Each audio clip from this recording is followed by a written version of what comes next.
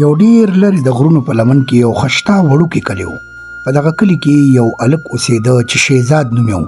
شهزاد د خپل غریبۍ ژوند تېره و او د سره یو وړه غوندې خره وه. خو د ده دا خره چې وه نو دا ډېره نکمه او کامچوره وه. شهزاد به په دې خرې باندې مزدوري کوله او د یو ټیکهدار سره به یې د هغه د مالګې بورې یو ځای نه بل ځای ته وړې. دا قصه ډېره زیاته ښکلې ده. تاسو یې لایک شیر او سبسکرایب ضرور کړئ. دا کار مو اوسه پورې ختم ولې نه کو. ما هم نه مخکې ماله دا ټول ځای صفا پکار دی. شهزاد به دغه مالګه د خپل خر په ذریعې سره د کلي بل سر ته وړله بېپاري له. خو چې د غرونو منځ کې به تېرېده نو یو آبشار و. د هغه آبشار اوبو کې به دا خر کېناسته ولې چې دی ډېر چالاک و. د ده کېناستو سره به دا مالګه په دغه اوبو کې حل شوه او وزن به یې کم شو. خو شهزاد ډېر ساده سړی و. هغه د خر په دې چالاکۍ باندې چرته پوهېدو. یو ورځ هم په دقه مسلو کې چې سحر کار له راغې نو ټیکهدار ورته ډېر زیات غوسه ورته وویل چې شهزاده ستا ډېر شکایتونه راځي او که دې خوښه نه وي نو زه به دې د کار نه وباسم ځکه ته چې مال یوسې نو بېپاریان وایي چې د دې وزن کم شوی دی. شهزاد پریشانه شو. په مال دیګې زاوله شکایتونه راغلي دي سه. دا در سره آخري موقع ده که نکاح نه دې وباسمه. شهزاد د ټیکهدار خبرې واوري خو ډېر پریشانه شي او په زړه کې وایي چې خدایه پاکه دا په څه مسله کې ګیرې ما. او بل طرف ته خر هم نکمه دی چې سامان پې کېږي نو خر لا نخرې کوي. هغه وایي چې خدایه پاکه په دې خره باندې مې څه چل شوی دی. خر ته وایي داسې مه کوه، ته چې دا چل کې نو موږ به رزق د کمې خورو.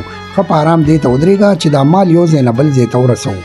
شهزاد په لاره سوچ کوي چې زه خو نه په لاره چرته ودرېږم، نه چا سره کېنم، نه دوکاندارانو لزم، نیغ په نیغ د یو ځای نه مال اوچتوم او بل ځای ته وړم. څنګه مال کمیږي، څنګه وزن کمیږي، په دې خو زه نه پوهېږم. خو همدغه دوران کې چې دی کله بیا دغه خور ته کوشي نو خر اړي راوالي او په دقه دوران کې دی بیا یو دم په اوبو کې کینی. نو دغه ځای کې شهزاد په سوچ او فکر کې لاړ شي چې یو خو خر سامان نه راوړي او چې راوړي نو بیا چې کله د اوبو ته راورسي نو دلته کینی. نو هغه د ده په مسله پوه شي چې دا خر ځکه کینی چې دا مالګه د اوبو کې خره ستا د لاسه غسول یې ودی شوم. مالک هم راته دومره خبرې وکړې او ټول دا جنان دا سوچ کوي چې زه بېایمانه یم، زه مال پټوم. پاسه پاسه. شهزاد خپل خر په زور او په دیکو د دې اوبو نه پاسوي او ډېرې پریشانه کړي. خر ته وایي خره ته داسې ولې کې ما سره زه ستا څونه خیال ساتم، د دې نه باوجود هم ته ما له دونه پریشاني راکې او ستا په وجه زه په خلکو کې بدنامېږم، مهرباني وکړه. خو شهزاد ته ډېر پریشان چې دی څنګه ټیک. رحیمه نن پریشانه یې. دا فرم ډېر زیات تنګی. په دغه کشماکش کې شهزاد خپله مالګه د دوکاندار له ورورسوي او واپس راشي. خو چې راشي نو ټیکهدار یې ډېر زیات بېعزته کړي، ډېرې خبرې ورته وکړي.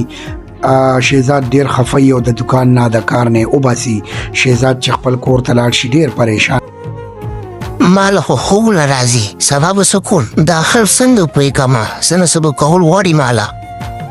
په دغه کشماکش کې د شهزاد دماغو ته یو ډېره ښه آیډیا راشي او هغه وایي چې اوس به د خر سره هم داسې کوم. په بل سهار باندې د خر په ملا باندې د مالګې په ځای باندې مالوچ ورکېږي. خر چې کله خوړ ته راورسي نو دوباره په اوبو کې کینی. خو چې کینی نو دا ځل یې ودرېدی نه شي ځکه چې د مالوچو سره یې وزن ډېر سیوا شي او د ودرېدو په ځای ملا ماتي.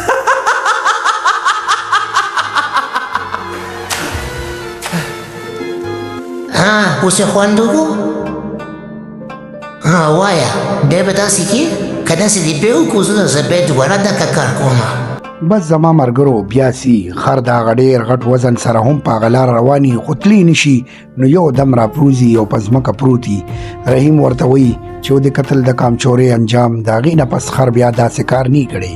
که ویډیو ښکلي چینل ضرور سبسکرایب